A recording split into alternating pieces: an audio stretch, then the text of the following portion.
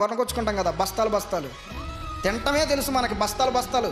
కానీ ఎక్కడి నుంచి వస్తున్నాయి, ఎందుకు వస్తున్నాయి, ఎలా వస్తున్నాయని మాత్రం మనం ఆలోచించవండి. ప్రియమైన దేవుని పిల్లలారా, ఇప్పుడు పంటలు పండేటందుకురా అన్నాడు కదా ఈ కవి. ఏమన్నాడు? వర్షాలు కురిసేది ఎందుకురా అంటే పంటలు పండేటందుకు అన్నాడు. ఇప్పుడు పంటలు ఎందుకు పండాలి అంటే మనుషులు బ్రతికేటందుకురా అన్నాడు. అయితే ఇక్కడ ఒక ఆలోచన వచ్చిందండి. అసలు మనుషులు ఎందుకు బ్రతకాలి అనేసరికి అతనికి అర్థం కాల. బాగా వినండి, మనుషులు ఎందుకు బ్రతకాలి అనేసరికి ఆ కవికి అర్థం కాల.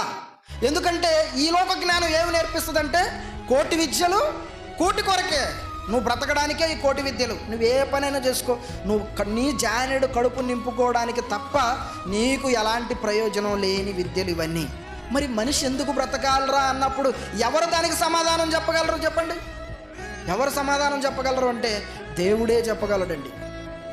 ఎందుకంటే మనిషిని పుట్టించిన వాడు దేవుడు. ఆ దేవుడే చెప్తున్నాడు. ఏమని చెప్తున్నాడు తెలుసా? పిల్లలు చెప్పారు కదా, మనుషులు బ్రతికేటెందుకురా అంటే దేవుని పని చేసేటందుకు.